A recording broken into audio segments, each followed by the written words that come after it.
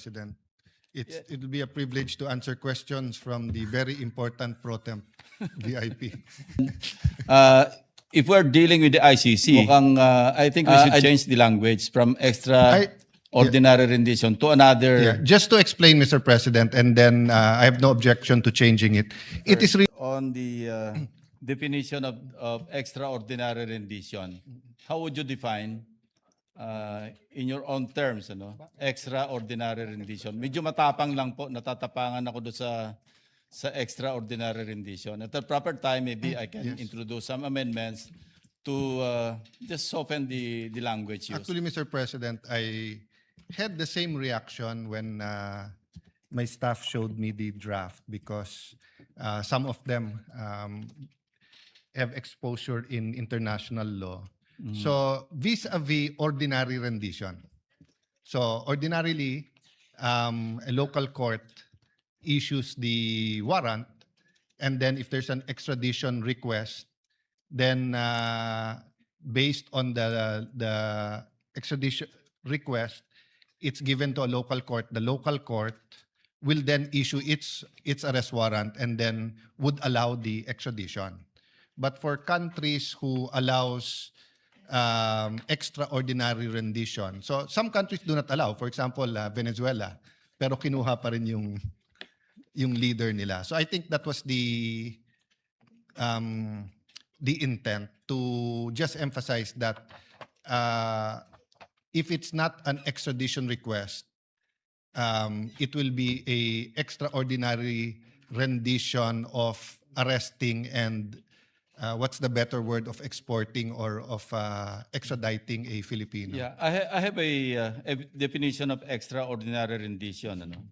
Refers to the transfer of a person, usually a suspected terrorist or criminal, from one country to another without formal legal procedures, often to a country where the person may be interrogated outside normal judicial safeguards. So it's quite strong, Mr. President. Yes. And if we're dealing with the ICC, I don't think the proper terms or any country that we have extradition treaty with, mukhang I think we should change the language from extraordinary rendition to another. Yeah. Just to explain, Mr. President, and then I have no objection to changing it. It is really used by defense lawyers, not only in the ICC but other courts, when someone is taken from their country and brought to the international courts without first passing the local courts. But as you said, Mr. President, it's not only kasi may connotation by denotation. So I would be amendable to protect all Filipinos from extradition, but extradition in the general sense, not in the extradition defined in our law vis-a-vis. The complication here, Mr. Why President. not just use the rendition? Because rendition simply means handing over a suspect to another jurisdiction, whether it's another country or an international court. I remember, Mr. President, in the Anti-Terrorism Act which I sponsored, there's a provision there prohibiting extraordinary rendition because we are referring to a terrorist. Kasi ang connotation, pagka sinabing extraordinary rendition, parang kinindap ng CIA, tapos dadalhin sa kanila para interrogate without going through the normal judicial processes. Point is well taken, and I see. Mr. President, would the term extrajudicial rendition be acceptable?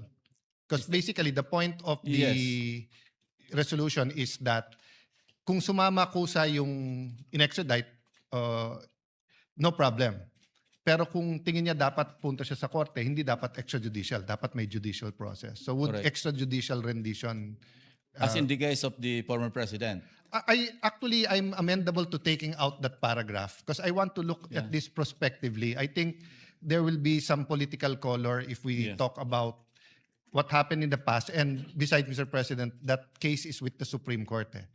So the bottom line of this resolution is that if for whatever reason, a mistaken identity, sinasabi ng tao, hindi ako yan, sinasabi ng tao, he's innocent or wala tayong treaty doon, he can run to court before he is removed from the country. Yun lang naman po Thank you, ang Mr. intention, President. Maybe we can, we can use extrajudicial rendition, because if the person arrested by the custodial state will not go through the local court, at least for authenticity. My next question, Mr. President, is: are you familiar with the Article 59 of the Rome Statute? Yes, Mr. President. It's very clear here, no? I'll just read for the record some of the salient provisions here. No? Kailangan domestic. Number one, a state party which has received a request for provisional arrest or for arrest and surrender shall immediately take steps to arrest the person. That's a given. Ano? Number two, a person arrested shall be brought promptly before the competent judicial authority in the custodial state, which shall determine in accordance with the law of that state that the warrant applies to that person, the person has been arrested in accordance with the proper process, and the person's rights have been respected. No?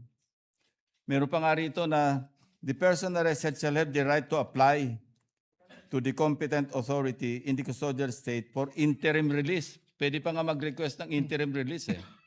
But of course, pag ginrant yung interim release, the custodial state will have to inform the ICC or the International Court.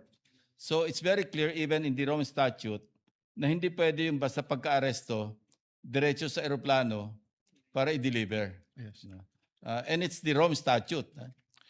I agree with your interpretation, Mr. President.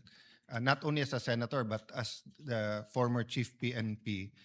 Ang point ko lang kasi dito, Mr. President, in the previous constitutions, the Constitution allowed other authorities to issue warrant of arrest. But in the 87 Constitution, it's very clear, it's only a judge. And kailangan may personal examination. Yeah, personal examination. So, if you look at the ICC comprehensively and of course Article 59, ang keyword dyan is complementarity. Dapat nagko-complement yung dalawa. So, if you look at UK, Canada, South Korea, for example, Mr. President, Argentina, Paraguay, South Africa, all of them have provisions, whether it's arrest to extradition or whether it's surrender, it gives the individual being arrested an opportunity to run to their local courts. So, I agree. I completely agree, Mr. President, because it is an utter disrespect to the local court or local authorities to just, without passing through the normal judicial process here, at least for authentication, for verification, the person that has been issued the warrant of arrest will just be brought out of the country. So, but some legal experts are invoking RA 9851, yung sa Crimes Against Humanity.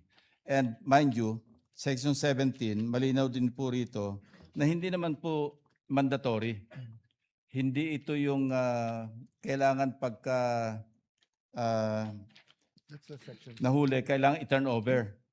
Kasi hindi po siya lang ginamit eh. In the interest of justice, the relevant Philippine authorities may dispense with the investigation or prosecution of a crime punishable under this act if another court or international tribunal is already conducting. Well, that's another matter. No? Instead, the authorities may surrender or extradite suspected or accused persons in the Philippines to the appropriate international court, if any, or to another state pursuant to the applicable not applicable here, no, the extradition, because we're not dealing here with the extradition. So, hindi naman po mandatorily expressed, no, or hindi mandatory yung sinasabi ng 9851 na i-turn over. well, Mr. President, 2 points. One, in the Pangilinan versus Cayetano case, it was made very clear Who's that Cayetano, Mr. President? I was Secretary of Foreign Affairs at that Okay. time. So my name was by the process of the Supreme Court, but actually yung Solgen naman po ang nag-file talaga ng legal arguments, Mr. President. And then, of course, it was Senator Kiko Pangilinan.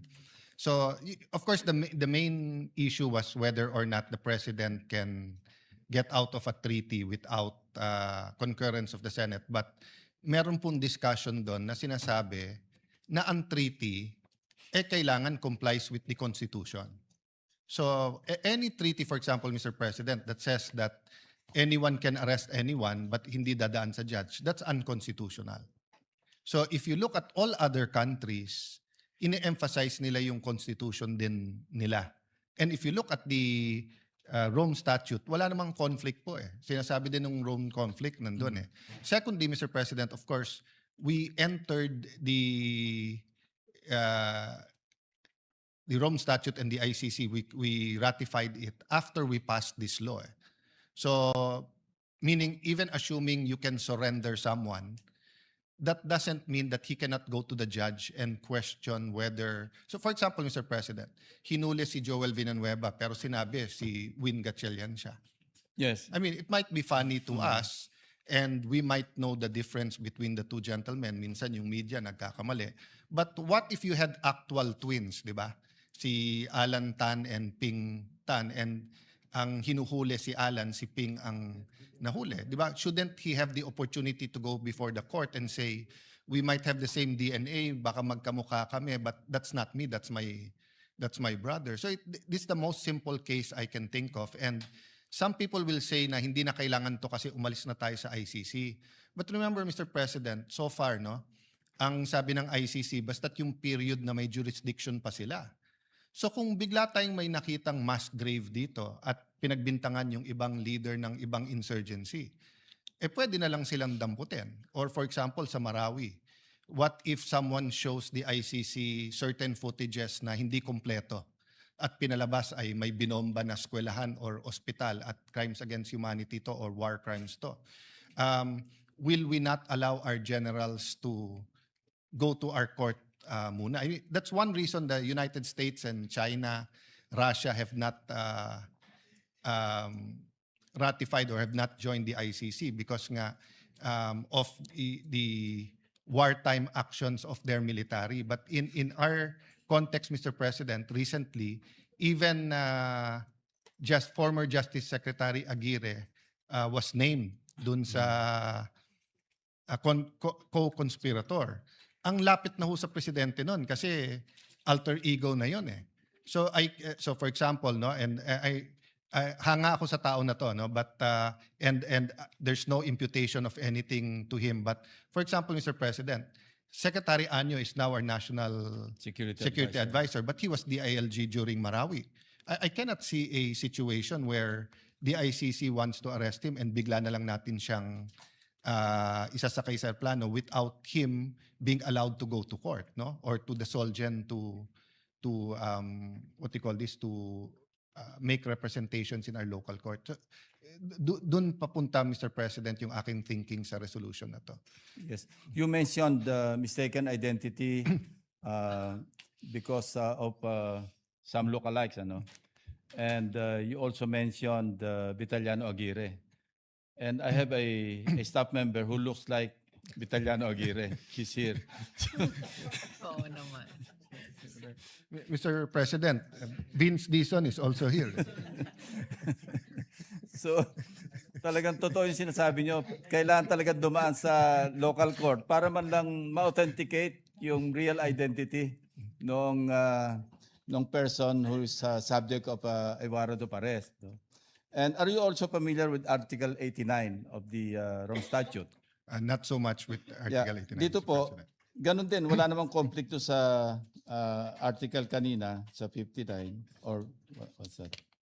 Anyway, nakalagay dito, the court, meaning the international court, may transmit a request for the arrest and surrender of a person together with the material supporting the request outlined in Article 91, that's another article, to any state on the territory of which that person may be found, and shall request the cooperation of that state in the arrest and surrender. Anyway, minention din dito na state parties shall, in accordance with the provisions of this part and the procedure under their national law. No? When the national law that is referred to here is 9851, which I mentioned earlier, as I mentioned earlier, hindi naman po mandatory yung Sir President, I agree with the gentleman, Senate President Pro Temp, and I think it falls upon the Supreme Court to come out with its rules. Yung isang reason po na bunsad sa akin na i-draft tong resolution na to, nung in-announce ng ICC na meron silang tinatawag na secret warrant of arrest. And I understand, kasi nga if you're dealing with war crimes or with genocide, Mr. President, and you're talking about dictators that have billions of dollars and can hide all around the world, you don't want to give them advance notice. But on the other hand, Mr. President, if you look at our Constitution, the person has the right to see the warrant and to be informed of the charges. And my interpretation is a local judge has to see that.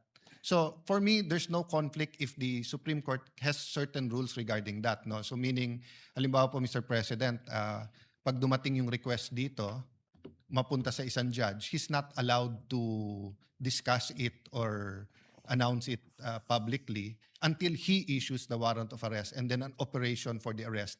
Ang point lang sa akin, Mr. President, before he is removed from this country, ma-redress niya pa rin yung sarili niya sa korte. Yeah. Thank you, Mr. President. And as I mentioned earlier, I fully support this Senate resolution, of course, subject to style, Yes, based thank on you, what Mr. we have agreed earlier.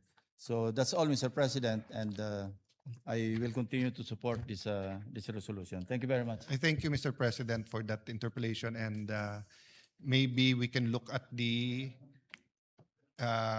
whereas clause that can be interpreted as political and not only subject to style but also in substance, so that this can be a bipartisan measure that will ensure the constitutional rights of all Filipinos. Thank you very much, Senator Lacson.